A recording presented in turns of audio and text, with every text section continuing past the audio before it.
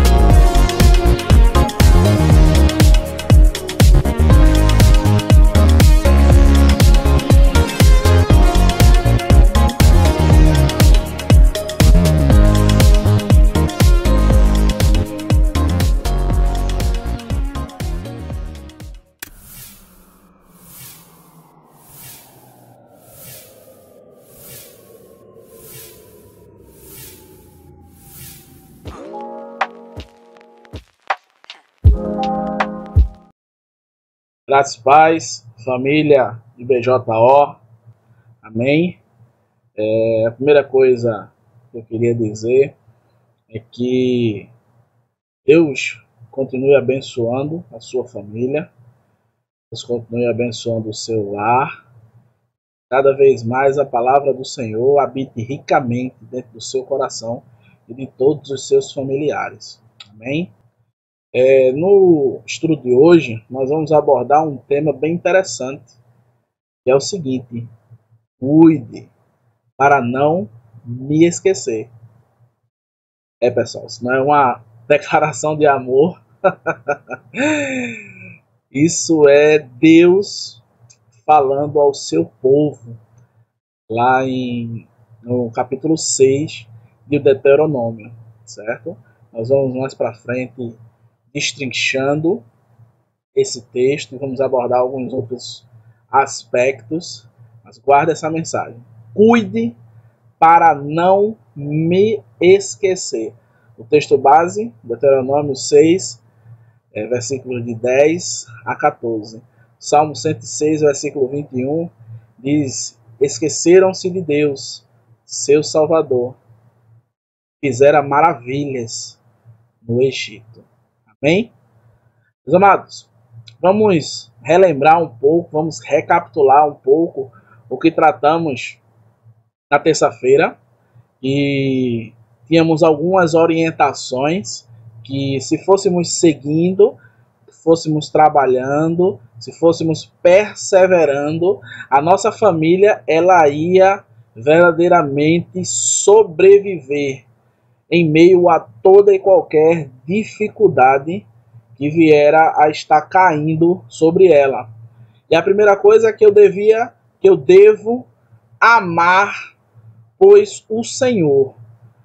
E amar não num significado pequeno que nós às vezes traduzimos de gostar de alguém, mas amar de se entregar, de se doar, de verdadeiramente estar aberto e disposto a exercer tudo aquilo que aprendemos no segundo ponto, que é na palavra de Deus, que devemos o tempo todo ensinar a palavra de Deus.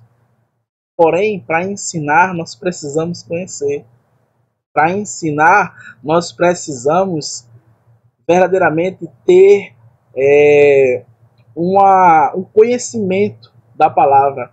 E o terceiro ponto é guardar de não esquecer do Senhor. E é esse ponto que a gente vai trabalhar hoje. Amém?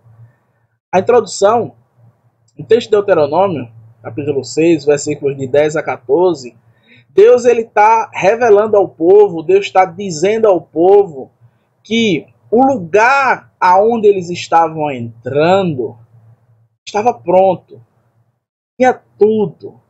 O lugar tinha poços onde eles iriam beber água, onde eles não tinham cavado. Tinham casas onde eles iriam habitar, ao qual eles não tinham construído. O lugar verdadeiramente estava pronto. Eles só teriam que manter esse lugar preservado e lembrar quem colocou eles ali dentro. Porque se formos ler um pouco mais para frente, nós vamos ver que o povo, antes de entrar na terra prometida, passou por algumas situações. Vemos ali a queda, né, das muralhas de Jericó. Nós temos várias situações ao qual Deus foi quem guiou o povo. Pois é aí que vamos entrar no estudo de hoje. Deus está falando ao povo e também a nós, nessa noite de hoje, cuidado para não me esquecer. Às vezes, quando tudo está tranquilo, quando não tem uma casa para construir, quando não tem um muro para derrubar, quando não tem um inimigo a estar combatendo, às vezes a gente tende a esquecer de Deus. Lamentavelmente, esquecemos desse Deus Todo-Poderoso, tão quanto o povo no deserto. O povo no deserto todo dia era sustentado por Deus, descia pão do céu, a água saía da fonte. Mas virava e mexia, o povo murmurava contra o Senhor. Virava e mexia, o povo estava questionando a Deus. E aí nós temos uma pergunta: o que fazer para que esse esquecimento não venha? O que fazer para que esse esquecimento ele venha sair de dentro de mim? Eu não venha me esquecer de todos os benefícios que Deus fez na minha vida, em detrimento a alguma situação que eu esteja passando. E aí, eu pergunto a você, o que fazemos quando não queremos esquecer de algo? Aí alguém já vai estar aí dizendo, eu anoto, eu tomo nota, o que eu não quero esquecer, eu faço um bilhetinho e deixo ali guardado. Verdade. Porém, isso não vai fazer com que você não esqueça. Isso vai fazer com que você lembre que anotou em algum lugar a informação que você quer. Mas a informação você não vai saber. Às vezes a gente esquece a senha do banco, não é verdade? Mas a gente tem ela anotado em algum lugar. Então nós lembramos que temos anotado, mas não lembramos o que é. Então, se de fato não queremos esquecer de algo, devemos estar constantemente pensando nesse algo. Por exemplo, eu tenho certeza que você não esquece a conta que tem que pagar. A fatura do cartão, o aluguel que está próximo do vencimento. Por quê? Porque você está constantemente pensando em como pagá-lo. Da mesma forma, para nós não nos esquecermos de Deus, devemos estar pensando, estudando, meditando, lendo, falando a respeito da sua palavra e das obras que ele tem feito. É isso que deve habitar ricamente dentro de cada um de nós, para que nós não venhamos a esquecer de Deus. Lá em Oséias diz que o povo padece, perece, passa dificuldade, porque lhe faltou conhecimento das Escrituras. É o que nos falta hoje. Nos falta nós abrirmos o nosso coração e verdadeiramente nos enchermos ou preenchermos da palavra de Deus. Vimos que para eu não esquecer do Senhor, para que você não esqueça do Senhor, para que nós não venhamos a esquecer do Senhor, é preciso estar estudando a sua palavra. Nesse momento eu queria trabalhar com vocês 3 perguntas. E se estivermos estudando essas perguntas, se estivermos trabalhando essas perguntas, provavelmente fará com que nós não nos esqueçamos do nosso Deus. Primeira pergunta: o que é a Bíblia? O que é a Bíblia para você? O que significa a Bíblia na sua vida? Será que nós temos propriedades para responder isso? Será que se alguém perguntar a você hoje o que é a Bíblia para você, simplesmente você vai dizer é a palavra de Deus? Será? Porque para nós não esquecermos do Senhor, nós temos que estar estudando a palavra dele, meditando a palavra dele. E quando nós estudamos, meditamos essa palavra, nós estamos preparados para fornecer para as pessoas a verdade que está contida nas Escrituras. Nós temos que estar preparados a responder qualquer situação que diz respeito à minha fé e à sua fé. E a Bíblia? Por que você crê na Bíblia? Simplesmente porque o seu pai vai para a igreja e leva você, e lá você escutou que precisa crer na Bíblia. Mas por quê? Por que você crê na Bíblia? Por que nos é ensinado a ler e a aplicar as Sagradas Escrituras?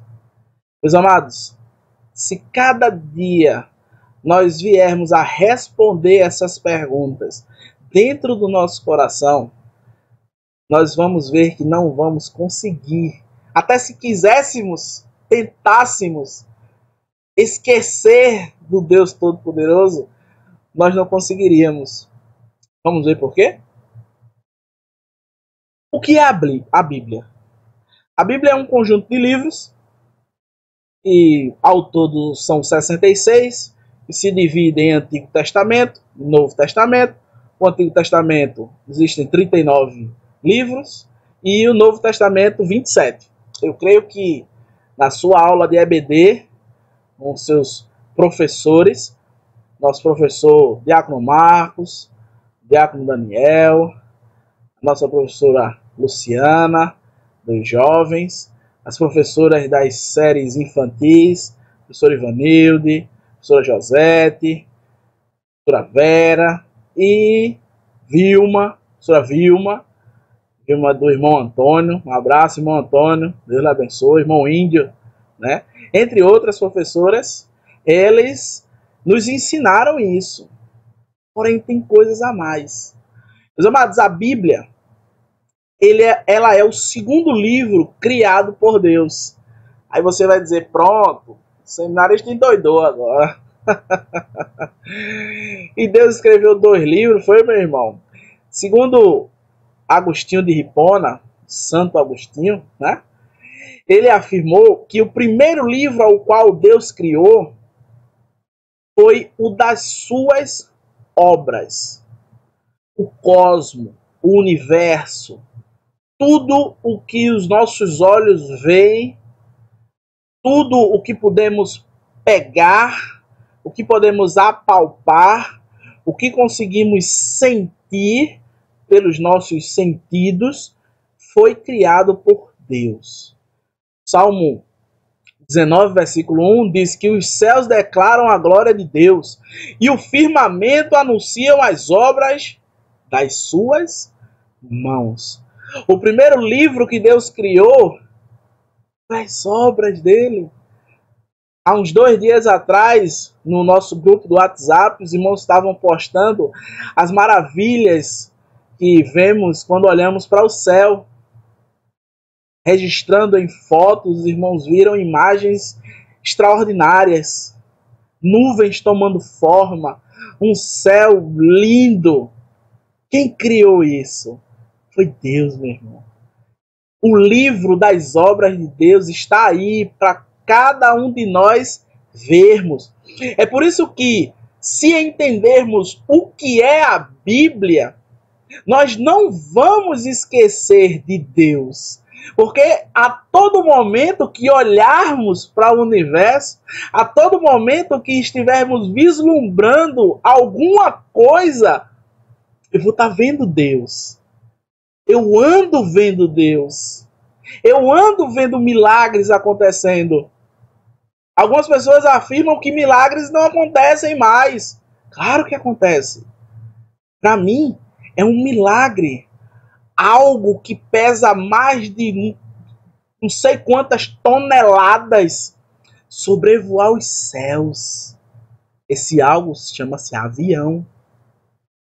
Para mim é um milagre eu ter 2 corpos, ou melhor, um corpo semi-morto, e ao lado um órgão, ao qual eu retiro esse órgão, batendo, funcionando, chamado coração, e pego, coloco dentro daquele corpo, quase sem vida, e é costurado todas aquelas veias, artérias, vasos, camadas de pele em cima de pele, recolocado os ossos no lugar, e eu ligo a chave e esse camarada vive de novo. Isso é um milagre, meu irmão. Isso é a obra de Deus. Isso é a Bíblia. O segundo livro ao qual Deus escreveu nos é mostrado de forma didática. E é esse livro ao qual temos nas nossas mãos, esse livro da capa preta, né? Essa coisa linda e maravilhosa, que nós temos o prazer de tê-lo nas nossas mãos. Portanto, o sentido da Bíblia é, de forma didática, Deus mostrar que tudo que existe, que tudo que existiu e o que vier ainda a existir foi criação dele. A Bíblia, meu irmão, é o poder de Deus para a salvação do homem. Pois nela, nesse livro aqui, segundo livro criado por Deus, é o livro das suas palavras. Aqui está contido as boas novas de Cristo. É nela que lemos como Deus prova do seu amor para conosco, em que Cristo morreu por nós, sendo ainda pecadores. Romanos 5, versículo 8. Isso é a Bíblia, meu irmão. Se estudarmos isso todos os dias e lermos isso, nós não esqueceremos do Deus Todo-Poderoso. Porém, por que você crê na Bíblia? Por quê? Qual o motivo? Qual a razão de você crer na Bíblia? Nós temos, geralmente, quando abordamos esses aspectos, 3 aspectos. O aspecto histórico, o textual e o religioso. Eu vou abordar aqui com os irmãos o textual e o religioso. Amém? Falando sobre o textual, o porquê eu acredito, eu creio na Bíblia. Eu creio que tudo ali é fiel. A crítica textual, ela é um estudo de escritos, de manuscritos antigos, com o fim de autenticar a veracidade deles, a fidelidade deles. E aí, nesta tabela, eu mostro aos irmãos quais são as variáveis dessa avaliação. Nós temos a data em que o escrito foi redigido, nós temos as cópias mais recentes, nós temos o tempo que levou do original para a possível primeira cópia, que temos de posse dela, e o número de cópias. E aqui nessa tabela nós vemos aí vários autores e vários livros. Nós temos aí Homero, com a Ilíada, certo? Nós temos aí Platão, escritos de Platão, escrito de César, certo? E todos esses são tidos como verdades absolutas. O autor da Ilíada, Homero, onde se passa mais ou menos aquele filme Troia, né? E vemos ali aquela produção cinematográfica muito bacana, ele é tido como uma verdade. A data em que ele foi escrito está em torno de 800 anos antes de Cristo. A cópia mais recente dessa data tem 400 anos após. E o número dessas cópias existentes são 643 cópias. Aí eu quero vir aqui para essa coisa extraordinária chamado Novo Testamento. A data em que o Novo Testamento foi escrito, por volta de 50 a 100 anos depois de Cristo, os historiadores eles têm essa margem de 50 a 100 anos, a cópia mais recente do Antigo Testamento, do Novo Testamento, ele completo passa-se 225 anos. Lembre que lá em cima nós vimos 400, aqui nós temos 250. Porém, existem porções que têm apenas 50 anos. E veja o número de cópias, mais de 5.000 cópias. Se isso aqui é verdadeiro, meu irmão, isso aqui é mais que verdadeiro. É por isso que eu creio na Bíblia. É por isso que cada vez mais eu acredito na palavra de Deus. Porque a crítica textual ela nos mostra isso. Porém, tem mais. Nós vamos ver o aspecto religioso. Que nesse contexto, nós usamos a Bíblia para provar ela mesma. E aqui eu usarei o exemplo de algumas profecias do Antigo Testamento a respeito de Cristo, que se cumprem no Novo Testamento. Meus amados, eu não conseguiria colocar aqui todas as profecias, porque elas giram em torno de mais de 200, fora as suas ramificações. Mas eu queria colocar aqui uma lista de mais ou menos 6 profecias que diz respeito ao nascimento e à infância de Cristo. Lá em Miqueias, capítulo 5, versículo 2, ela lá afirma que o Messias, o Cristo, nasceria em Belém. Em Jeremias, que os descendentes seriam da casa de Davi. Em Daniel, mostra o tempo determinado. Em Isaías, diz que seria do útero de uma virgem. Também em Isaías, lá é relatado que receberia a visita dos magos. Em Zacarias, nós vemos que a sua aparência seria humilde, mas teria um propósito de nos salvar. Meus irmãos, prestem atenção.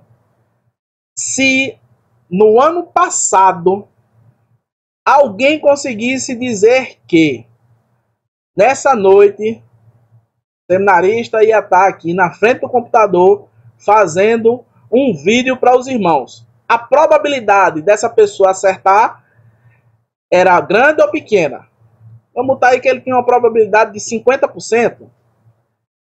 Só que além dele dizer que eu estaria aqui, ele iria dizer, o seminarista vai estar com uma camisa cinza com vinho. E ele vai estar com a barba feita. Muito obrigado. Que ele vai estar fazendo isso de noite. Que ele vai ter feito isso e aquilo outro. Qual a probabilidade de se acertar isso, meu irmão? É muito pouca. Imagine mais de 200 evidências bíblicas que foram relatadas por volta entre 700 a 400 anos antes disso acontecer. Meus amados, é por isso que nós cremos na Bíblia.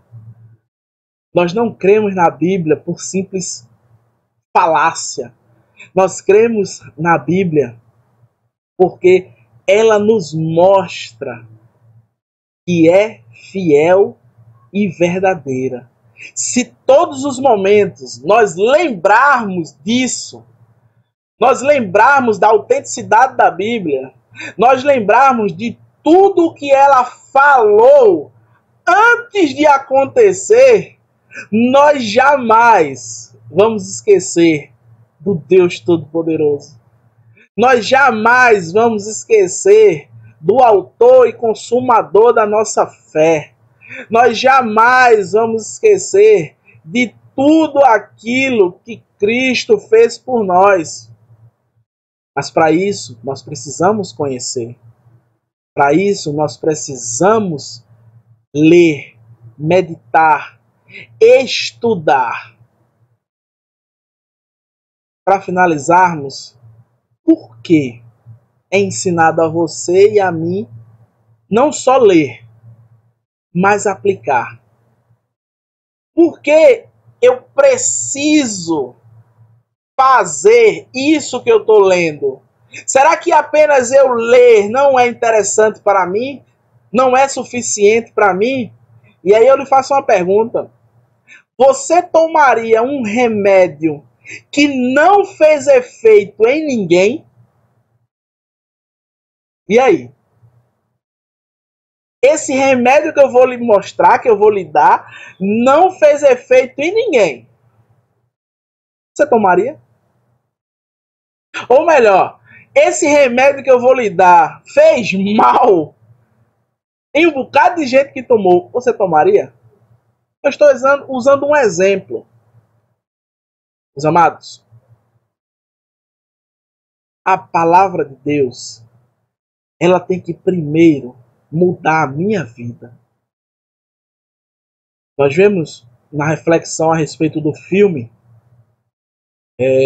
o filme de Mais Que Vencedores, nós vemos que quando a palavra de Deus entrou no coração daquela garota, a vida que ela mudou foi a dela. Ela fazia pequenos furtos. Ela deixou de fazer pequenos furtos. Ela vivia de uma forma tenebrosa, roubando, mentindo. Ela mudou de vida. Ela passou a exercer o que Tiago, capítulo 2, versículo 16, diz, que a fé sem obras, ela é morta. Então, além de estudarmos, para não esquecermos do nosso Senhor Deus, nós temos que praticar aquilo que estudamos. Nós temos que pôr em prática tudo aquilo que lemos. Se eu sei o que é a Bíblia, eu vou praticar tudo aquilo que está contido nela. Por quê? Porque eu creio que ela é fiel e verdadeira. Por quê? Porque a crítica textual nos revela isso. Porque a história nos revela isso. Porque a própria palavra nos revela isso. Porque a autoridade contida naquela palavra faz com que vidas sejam transformadas. É por isso, meu irmão, que eu tenho que ler, estudar e aplicar. Só assim, meu irmão, eu não vou esquecer do Deus Todo-Poderoso. Glória a Deus. Só assim eu não vou esquecer em quem eu creio. Fico muito feliz pela oportunidade que Deus nos dá de poder estudar a sua palavra, de poder ter a liberdade de abrir a Bíblia, de abrir escritos, de abrir textos, de abrir comentários bíblicos e poder estudar afinco. Porque em algumas regiões isso não é possível. Em algumas regiões as pessoas choram quando missionários chegam com Bíblias. As pessoas pegam a Bíblia e abraçam, beijam e choram. Você já chorou por ter a Bíblia na sua mão? Pense nisso. Pense nisso. Concluímos que para que nossa família, para que nós, os integrantes dessa família, não venhamos a esquecer do Deus Todo-Poderoso, nós precisamos saber que a Bíblia que temos é um manual que o Criador do universo deixou para você e para mim. E aí eu pergunto, meu irmão, quando você compra uma coisa que precisa ser montada, vem com manual, não vem? Vem sim. Você faz o quê quando você pega esse manual? Você deixa ele guardado? Você deixa ele em cima da cabeceira da sua cama? Ou você deixa ele aberto na imagem lá do que vai ser proposto a ser montado? E aí ele vai se montando sozinho? Não, meu irmão, você abre esse manual. E aí quando você abre, lhe é revelado os segredos, as verdades, para você poder montar, meu irmão, aquilo que você está desejando. Assim é a palavra de Deus. É assim a palavra de Deus. É um manual que o Criador deixou para mim e para você. É lá que está contida as palavras de vida. Segundo, para a nossa família nunca esquecer do nosso Senhor, nós precisamos saber que cremos nessa Bíblia não com uma fé cega. Ah, eu creio porque eu creio e pronto, e acabou-se. Não. Mas você crê de uma forma racional, baseada em fatos, em elementos, em evidências. O Cristo que você crê, meu irmão, ressuscitou. Não é fábula, não. Ele ressuscitou. Vários outros grandes homens continuam em suas tumbas, os seus restos mortais. Mas aquelas mulheres que no domingo de manhã foram limpar aquele corpo, chegaram lá e não viram nada, meu irmão. Cristo tinha ressuscitado, está à destra do Pai, intercedendo por cada um de nós. Glória a Deus. Creia nisso. Tenha certeza disso. Vibre com isso. Para finalizar, nós precisamos e devemos praticar, aplicar, exercer tudo o que aprendemos com o primeiro tópico e com o segundo tópico. Pondo na nossa vida e na nossa sociedade, aonde estamos inseridos, tudo isso em prática. Mostrando às pessoas o que é a Bíblia. Que maravilhas estão contidas na Bíblia. E por que eu creio nela? Não só falando, mas mostrando. Não vos conformeis com este mundo, mas transformai-vos pela renovação da vossa mente. Amém? Que Deus abençoe os irmãos. Que a palavra de Deus habite ricamente no seu coração. E nesse momento eu queria orar com você. Deus Todo-Poderoso, muito obrigado, Pai. Muito obrigado por mais essa vez o Senhor dar essa oportunidade a mim e ao teu servo, a tua serva, que está ouvindo essa mensagem nesse momento, Pai. Muito obrigado porque várias outras pessoas não têm esse privilégio, Pai, de ter as Sagradas Escrituras destrinchadas dessa forma, Pai. Ó Senhor, abençoa o lar dessa família que está ouvindo essa mensagem, Pai. Que a sua família verdadeiramente seja uma bênção para ti. Que essa pessoa, Pai, possa dizer: eu e minha casa servimos ao Deus Todo-Poderoso, Pai. E que a tua palavra habite, Pai, nos nossos corações e faça um renovo. Que nunca venhamos a esquecer de nenhum só dos teus benefícios. Que a nossa alma todos os dias se alegre em ti. Ó Pai, tem misericórdia daqueles que estão enfermos, Pai. Tem misericórdia daqueles que estão enlutados. Aquelas famílias ao qual perderam entes queridos, Senhor. Que o teu refrigério seja derramado nas suas vidas, Pai. Que o teu amor e as consolações, Pai, do teu Espírito Santo venha a ser derramada por toda a face da terra, Deus. Em nome de Jesus. Amém. Deus te cubra de graça e de misericórdia. Amém.